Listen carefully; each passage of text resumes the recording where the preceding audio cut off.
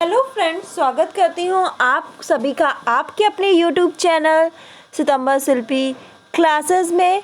Friends, रोज़ शाम 4 बजे आपकी लाइव क्लास होती है होम साइंस की, तो आप इसे ज़रूर अटेंड किया करें, जिससे आपको बहुत ही चीज़ें क्लियर होंगी। और पेपर में यहाँ से आता है। क्लास 6 की कंप्लीट करा दी है मैंने, और ये क्लास 7 का चैप्टर 4 है, इसको कंप्लीट करा रही हूँ। रोज़ शाम 4 बजे क्लास होती है, तो लाइव इसको जरूर अटेंड करें। चैनल को सब्सक्राइब कर लें, जिससे आपको मेरी लाइव क्लास की नोटिफिकेशन मिल जाएगी। लेसन 4 है, रोग और उनसे बचाओ। तो देखिए क्या होता है, शरीर के विकार ग्रस्त अवस्था को रोग कहते हैं। यानी शरीर में कोई विकार हो जाता है, उस अवस्था को हम क्या कहते हैं, रोग। जब शरीर दुर्बल हो जाता है उसके रोगग्रस्त होने की संभावना बढ़ जाती है। जब हमारा शरीर क्या हो जाता है, दुर्बल, कमज़ोर हो जाता है, तो रोगग्रस्त होने की जो संभावना है वो बढ़ जाएगी। कोई भी कमज़ोर चीज़ हो वो जल्दी रोगग्रस्त होगी।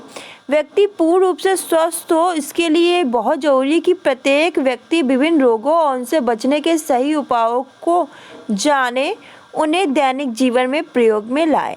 रोग कई प्रकार के होते हैं। कुछ रोग ऐसे होते हैं जो हमारे शरीर के अंगों व तंत्रों में विकार उत्पन्न हो जाने के कारण होते हैं, जैसे रक्तचाप है, मधुमेह है, हृदय रोग है, ये सब। कुछ बाहरी कीटाणु के द्वारा किसी माध्यम से हमारे शरीर में प्रवेश करने के कारण उत्पन्न होते हैं। तो कुछ रोग क्या होते हैं, जो बाहरी कीटाणु हैं उनके द्वारा किसी माध्यम से हमारे शरीर में प्रवेश करने के कारण उत्पन्न होते हैं, जैसे जल, भोजन, वायु के माध्यम से। जानते हैं कि जल के माध्यम से कौन कौन से रोग होते हैं, तो आपका टाइफाइड, अतिसार, पेचिश, हैजा। ठीक है, टाइफाइड, इसे मियादी बुखार या मोती झर्रा भी कहते हैं। ये इंपॉर्टेंट लाइन ये लिख लीजिए। ये साल्मोनेला टाइफी नामक बैक्टीरिया से होता है। ये विभिन्न माध्यम से होता है। दूषित जल, दूषित भोजन, दूध से फैलता है। इसके सेवन में क्या होता है, इसके सेवन से उसमें उपस्थित रोगाणु शरीर में प्रवेश कर जाते हैं और आहार नली में विकार उत्पन्न कर देते हैं।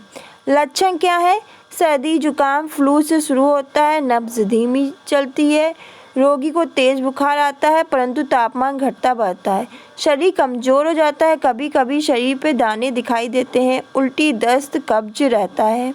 उपचार, डॉक्टर से तुरंत परामर्श ले, रोगी को पूरा आराम देना, इस बीमारी में सफाई का विशेष ध्यान देना, रोगी को पानी उबाल कर ठंडा करके देना, रोगी को तला भुना खाद्य पदार्थ न देकर उबला दूध देना, साबूदाना देना, दलिया देना, मूंग की खिचड़ी देना, ये सब देना चाहिए। अतिसार, तो यह रोग भी दूषित जल, भोजन के सेवन से फैलता है। अतिसार किसके, दूषित जल और भोजन के सेवन से फैलता है।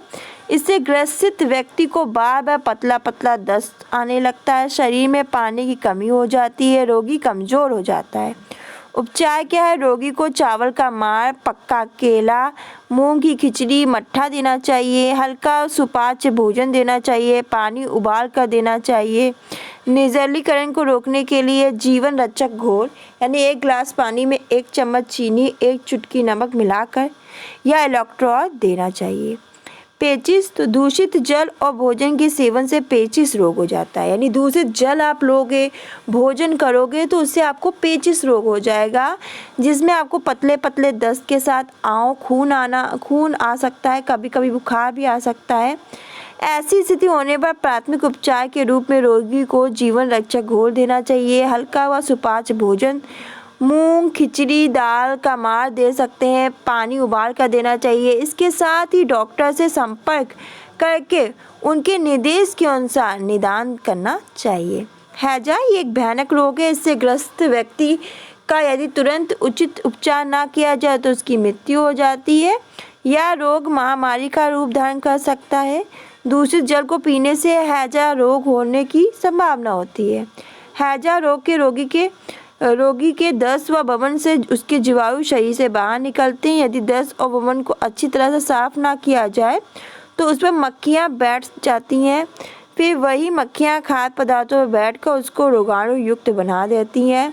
मक्खियाँ हैजा फैलाने में सबसे अधिक सहायक होती हैं। तो याद रखिएगा, जो मक्खियाँ हैं वो हैजा रोग फैलाने में सबसे अधिक सहायक होती हैं। खाद्य पदार्थ को ढककर रखना चाहिए।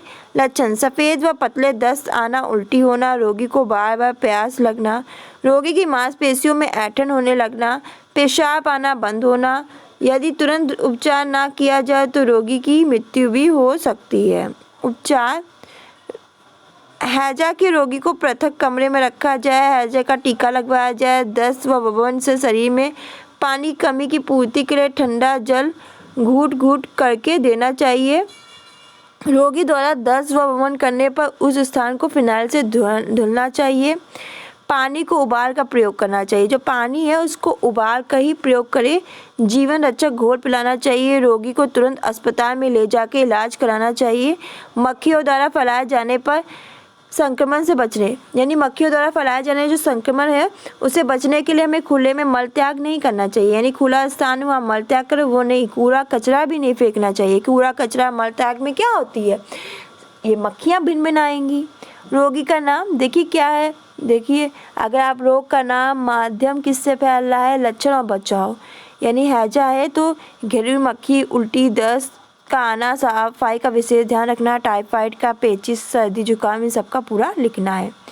भोजन संबंधी कुछ आदतें हैं, तो उत्तम स्वास्थ्य के लिए भोजन संबंधी कुछ अच्छी आदतों को अपनाना बहुत ज़रूरी है। सबसे पहले क्या है, भोजन जो पौष्टिक हो, संतुलित हो, यानी भोजन में पोषक तत्वों का होना बहुत ही ज़रूरी है।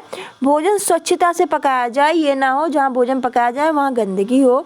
भोजन करने का स्थान, भोजन करने वाले को जो भोजन करने का स्थान है और भोजन बनाने वाले दोनों को, वो दोनों स्थान स्वच्छ होने चाहिए। भोजन को हमेशा चबा कर धीरे धीरे खाना चाहिए, ये नहीं बस खाया लील लिया, लीलने से कुछ नहीं होता, कुछ भी शरीर में नहीं लगेगा। भोजन को हमेशा धीरे धीरे चबा चबा के धीरे धीरे खाना चाहिए। बासी भोजन नहीं करना चाहिए।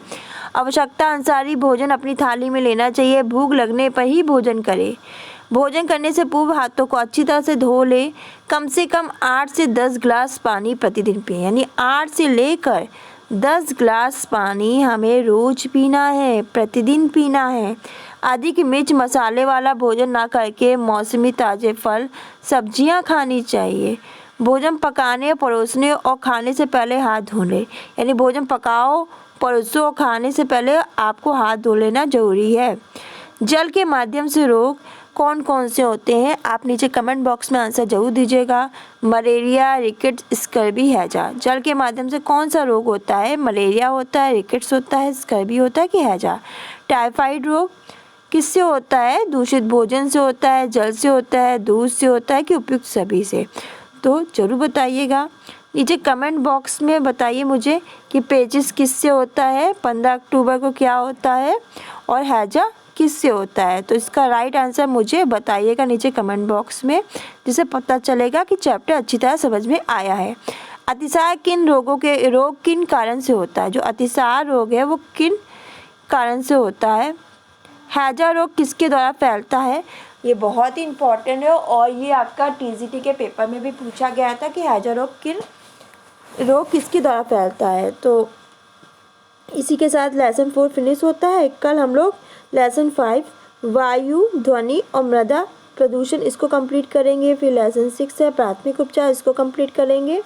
तो फ्रेंड्स आज के लिए बस इतना ही, मिलते हैं नेक्स्ट वीडियो में।